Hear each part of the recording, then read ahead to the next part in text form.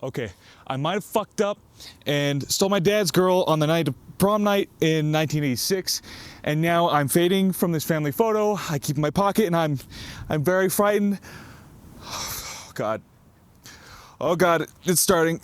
Oh, my teeth feel weird. Fuck. A wonderful performance, I'm sure you'll agree. But how was it done? In order to understand that, you'll have to understand the math behind compositing as a whole. Haha, I tricked you, you buffoon. You're gonna learn math today, stupid.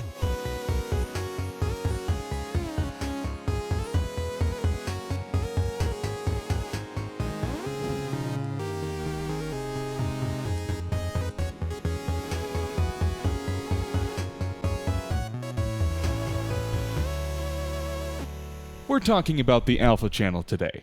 Understanding what it does is absolutely vital to using any compositing software from Photoshop to Nuke and everything in between. A misunderstanding of alpha can lead to ghastly ghosting, dull dark edges, and whacktastic whatever the fuck this is. Are you ready to get schooled? Because this is a mandatory part of the curriculum. You can't get away from this. First of all, I want to make sure you understand how computer color works at all. I'm sure a lot of you think that it's just an arbitrary value between 0 and 255. Wrong! First of all, that 0 to 255 is only for 8-bit color. There are displays that can produce colors with 10 or even 12-bit precision, which are both exponentially larger than that 0 to 255 range. Instead, I want you to think of color as an arbitrary range between 0 and 1. If it makes it easier for you, you can think of it as 0 to 100% brightness. 8-bit color has 256 levels of precision within this range. Okay, now, in order to understand what alpha is, you have to understand what it isn't. It is not just the transparency channel as it's often oversimplified to be, otherwise the color format would just be called red, green, blue transparency. Instead of thinking of alpha as an inverted silhouette, think of it as a number that tells the computer how to blend foreground and background colors. Intuitively, this can be thought of as opacity, as in how opaque the image will be. In mathematical terms, it tells the computer how much of the foreground and background image it should add to the final image. It sounds a little complicated, but let's walk through the equation first. It's simple arithmetic, I promise. For any merge operation, the computer takes the background color, multiplies it by the difference between foreground alpha and maximum, and then adds the foreground color multiplied by its alpha. Think of the opacity slider in your chosen art program as a controller for alpha. If you set it to 75%, that means the foreground image will contribute 75% of the color, and the background image will contribute 25% of the color. That 1 minus alpha foreground in the equation is just the calculation for the remainder of that opacity slider. Here's a couple of examples of this sexy formula in action. Let's say the background and foreground are pure white, but the foreground has an opacity, alpha, of 75%.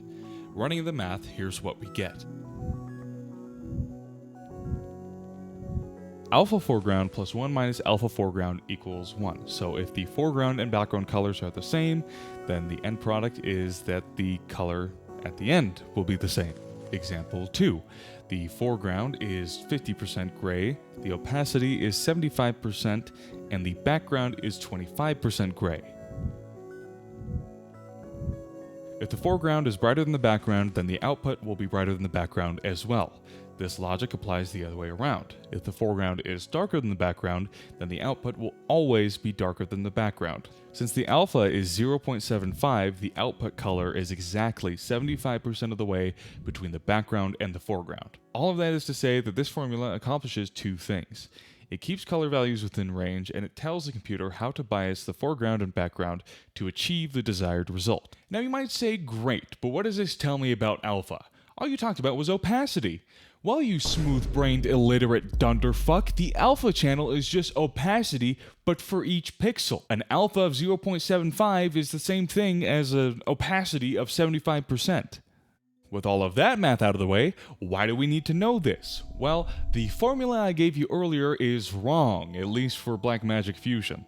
Here's the actual formula. The merge node takes the color of the background, multiplies it by the difference between foreground alpha and maximum, and then adds the color of the foreground.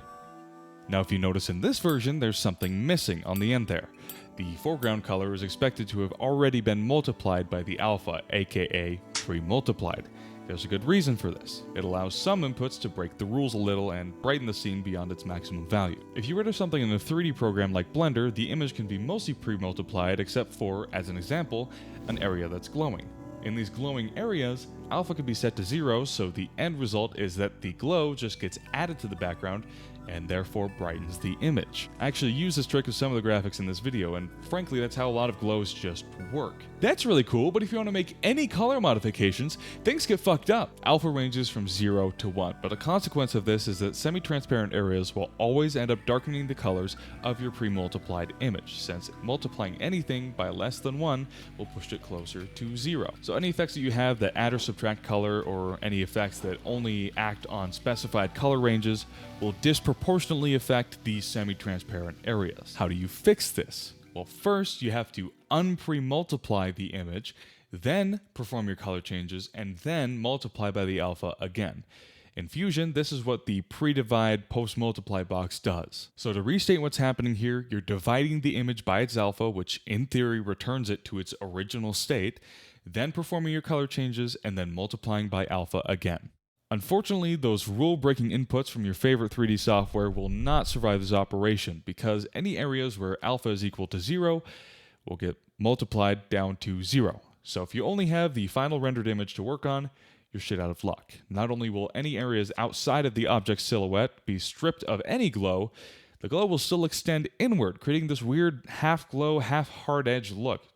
Don't do this. Instead, what you can do is render the glow in a separate pass and then comp it in later. Not only does it give you greater flexibility down the line, but this completely bypasses the alpha multiplication issue as long as you don't fuck up in your comp. The last major concept to understand here is that these color operations are not happening with infinite precision. We are working in a digital medium and therefore are constrained to a digital color range. This means that alpha multiplication and division are both destructive processes, and you should avoid doing them whenever possible. Working in 32-bit float helps a ton with this, but even then, if you stretch it like saltwater taffy, it's gonna break. This is a fundamental topic that gets glossed over in almost every tutorial for every program I have ever seen. Understanding what you're doing in each step of the process can be the difference between photorealism and what happened to everything Reddit touched in 2018. Do the work to understand your craft, and you will be rewarded tremendously for it. Speaking of tremendous rewards, if you came to Fusion from another compositing software or even the Resolve edit page, you might notice that one of the most important blending modes is missing from the list. Where's Add? Why Blackmagic, or Ion as it were, decided to omit this is beyond me, but now that you know how the alpha channel works, there's an easy way to get it back. In the merge node, the alpha gain slider changes how much the alpha affects the final composite. Set this to 0 and you just get foreground plus background. It's the Add blend mode. Fundamentals are worth learning. Well, that's all, folks. If you're still thirsting for more image processing videos, I highly recommend my own video on where I explain the domain of definition. I'll also have several resources down below to help you better understand today's topic for the fucking nerds who made it this far. Goodbye.